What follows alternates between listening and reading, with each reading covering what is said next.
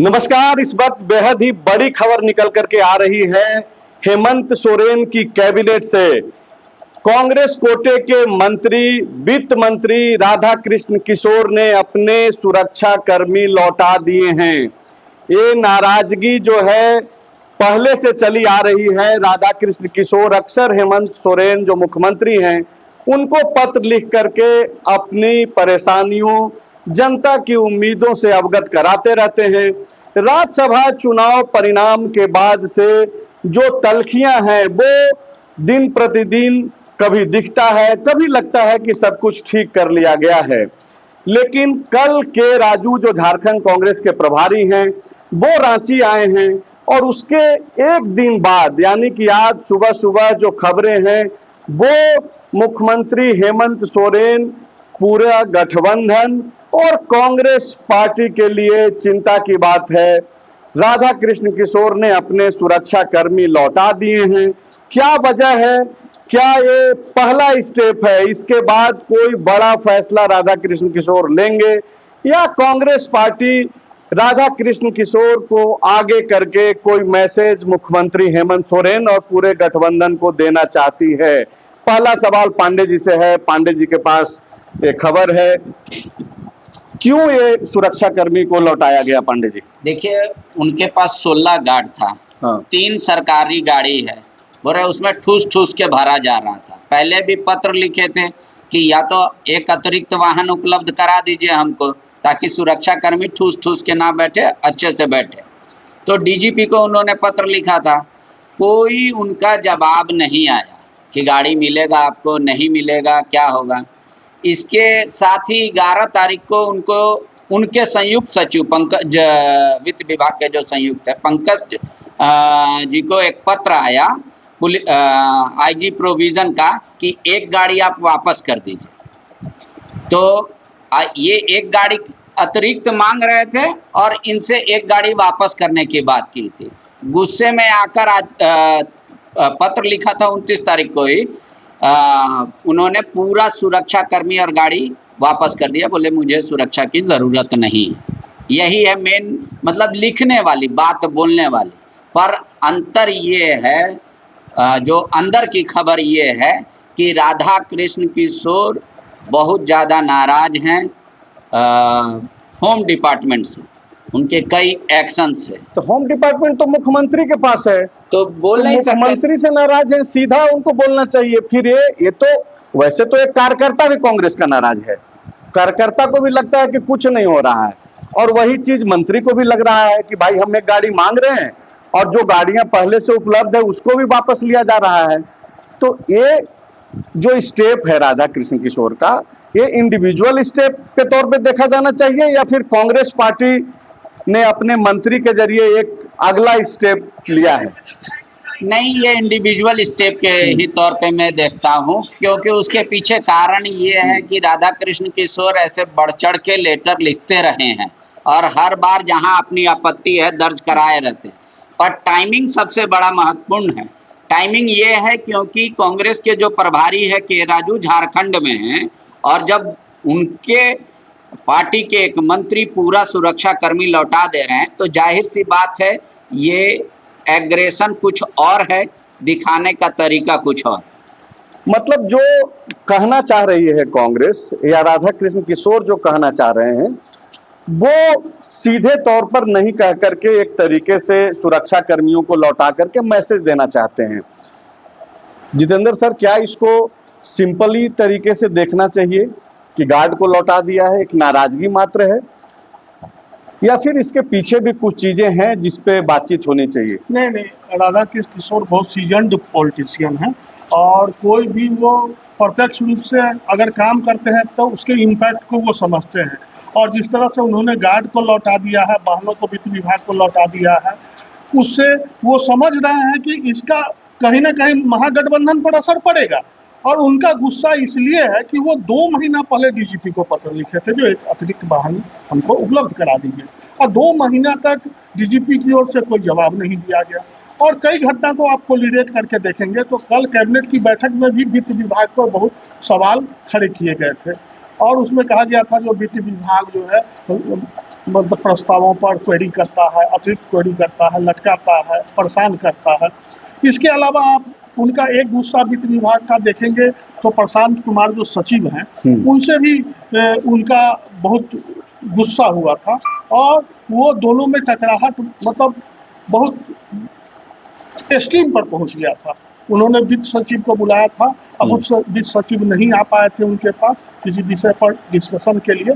तो वित्त विभाग में जो कुछ स्थिति है जो अनुकूल नहीं है, वहाँ पर जो मतलब तकरार भी हमको लग रहा है जो दिख रहा है वित्त मंत्री और वित्त सचिव के बीच में। और ये तो सरकार से जुड़ा हुआ, गृह विभाग से मतलब जुड़ा हुआ विषय है। लेकिन आप जैसा बताएं कि गृह विभाग जो है मुख्यमंत्री के पास है, तो कहीं ना कहीं मतलब गुस्से का इजहार सरकार पर भी दिख रहा है। मतलब कि एक जो राधा कृष्ण किशोर नंबर 2 का हैसियत है इनका, हेमंत सोरेन की कैबिनेट में वित्त मंत्री हैं, कांग्रेस कोटे से मंत्री हैं, वरिष्ठ नेता हैं। आप समझिए कि 2 महीना पहले इन्होंने डीजीपी को पत्र लिखा।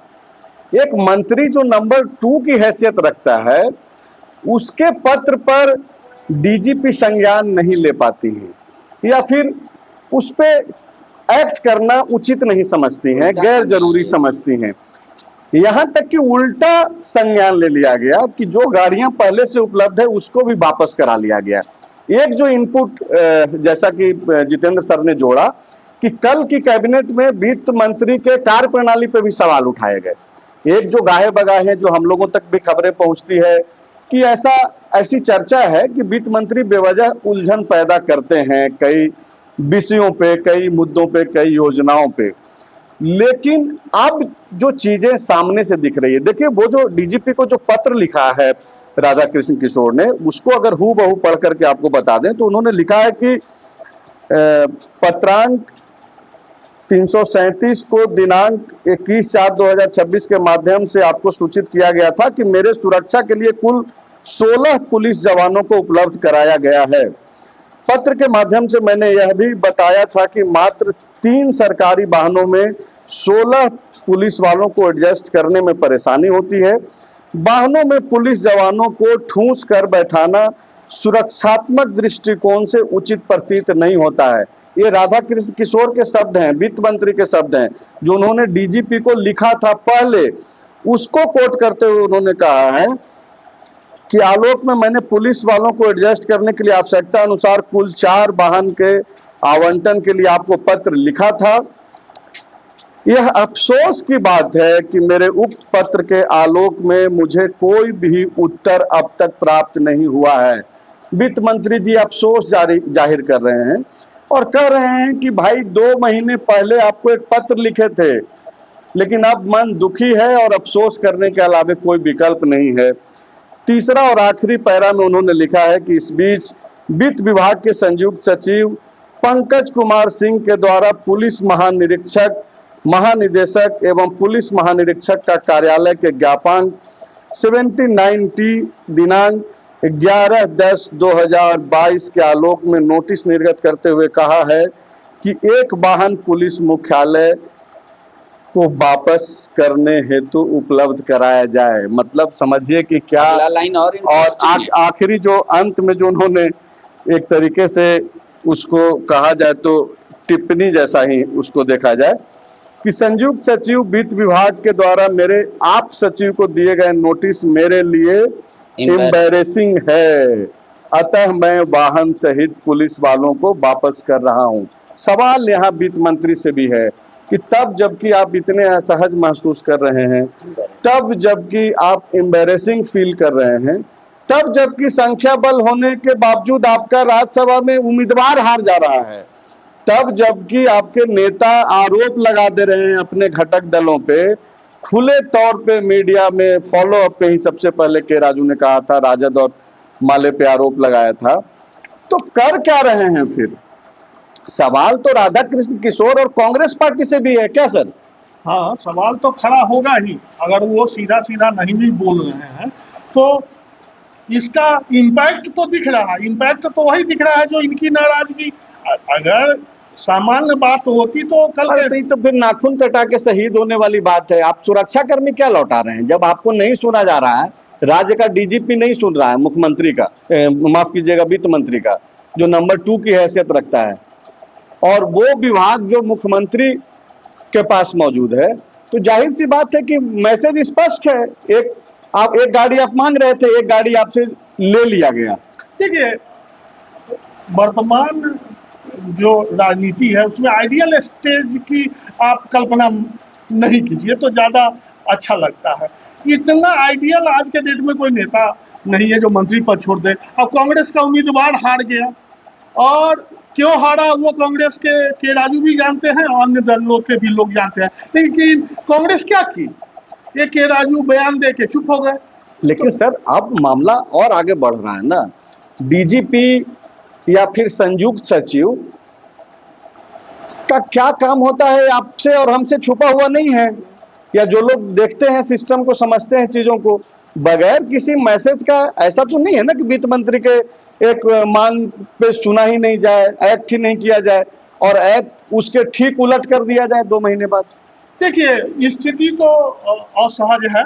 आप इसको इस रूप में भी देखेंगे, जो मंत्री हो, अधिकारी हो, मतलब 1 साल 2 साल का गाड़ी चला हुआ 15 लाख का गाड़ी रहता है, प्रस्ताव आता है जो नहीं ये हम 55 लाख वाली गाड़ी पर चलेंगे। अधिकारियों का भी, मंत्रियों का तो खैर एक फॉर्चूनर मिला हुआ है, सारे मंत्री को एक क्वालिटी की गाड़ी है। अधिकारियों की गाड़ी, अब पिछला जो मुख्य सचिव थी अलका तिवारी, उनका भी एक बहुत बेशकीमती गाड़ी उनके लिए खरीदी गई थी।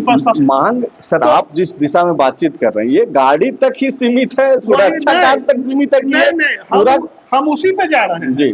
तो एक और आप इस तरह का गाड़ी खरीदते रहिए, ये करते रहिए। आज जो वित्त मंत्री है स्टेट का, वो एक बेलोरो मांग रहा है सुरक्षा कर्मी के लिए, वो नहीं मिल रहा। तो इसमें कहीं ना कहीं सरकार भी उनके साथ उनका टकराव दिखता है, और नहीं भी है तो संकेत मिलता है। टकराव दिख रहा है, और ये सिर्फ संकेत नहीं, अब तो स्पष्टता के साथ चीजें सामने आ रही है। राधा जी का ये कहना है कि चूंकि 47 लेके बॉडीगार्ड बैठते हैं और 47 ऑटोमेटिक राइफल होता है, हथियार होता है, उसमें ठूस ठूस के बैठना लोहे का, क्या ये वाजिब है? राधा किशोर जी का जो कहना है पांडे जी, वो तो कह नहीं रहे हैं, ये जो कह रहे हैं और इसके पीछे जो चीजें हैं वो आप बताइए। वो ये है कि जैसे उनपे ये इल्जाम लगा कि आपका विभाग बेवजह ज्यादा उंगली करके क्वेरी करता है, तो उन्होंने कहा क्यों ना करें, तर्क दिया जाए हमको। आप कोई मान लीजिए विभाग उनसे पैसा मांगता है, तो वो कहते हैं कि पहले जो आपको पैसा आवंटित हुआ था उसका खर्च का हिसाब दीजिए, और अगर खर्च नहीं हुआ तो वो पैसा वापस कीजिए, तब फिर हम नया आवंटन करेंगे पैसा। इसी बात को लेकर ये है, मंत्री लोग कह रहे हैं कि पहले जो भी पैसा आवंटित हुआ था उनके विभाग को या किसी भी विभाग को, उसका खर्च है, उसका अलग इन्वेस्टमेंट है, हम तो नया पैसा मांग रहे हैं। राधा जी कह रहे हैं पहले पुराने वाले का तो हिसाब दीजिए, कहाँ खर्च हुआ नहीं हुआ, अगर नहीं हुआ तो सरकार के खाते में वापस कीजिए पैसा, तब फिर नया आवंटन लीजिए कि अमुक काम करने के लिए हमको पैसा चाहिए। आपको जो काम के लिए पैसा पहले भी आवंटित हुआ है, चाहे पूरक में चाहे बजट में, उसका कहाँ है हिसाब किताब? तो इसको बेवजह का क्वेरी माना जा रहा है। राधा कृष्ण किशोर एम्बैरेसिंग फील कर रहे हैं, तो एम्बैरेसिंग का इसका मतलब दुख ऐसे दूर नहीं हो सकता। या तो के राजू दुख दूर करे, या तो ये स्वयं आगे बढ़ के दुख दूर कर ले। नहीं, आगे बढ़ करके राधा कृष्ण किशोर का वो बयान जिसमें उन्होंने कहा था कि वो हर तरीके का विष पीने को तैयार हैं, तब जबकि गठबंधन की एकजुटता बनी रहे। ये पीड़ा सिर्फ एक सुरक्षा गार्ड और एक गाड़ी तक तो नहीं ही है, चिट्ठी को पढ़ करके उसे समाप्त नहीं ही किया जा सकता है। उसके पीछे जो चीजें चल रही है वो पीड़ा जो है कष्टकारी है, और कांग्रेस पार्टी उसी से जूझ रही है। गाहे बगाहे इन स्टेपों के जरिए जो है ये लोग मैसेज देने की कोशिश कर रहे हैं, लेकिन मैसेज स्पष्ट है। जब आपका आप सचिव, माफ कीजिएगा संयुक्त सचिव, जब डीजीपी आपके नहीं सुन रहे हैं, तो बाकी कांग्रेसियों का क्या हाल है वो तो अब आप समझ ही गए होंगे। तो शुक्रिया, आप लोग इस लाइव में बने रहे, फॉलो अप देखते रहिए।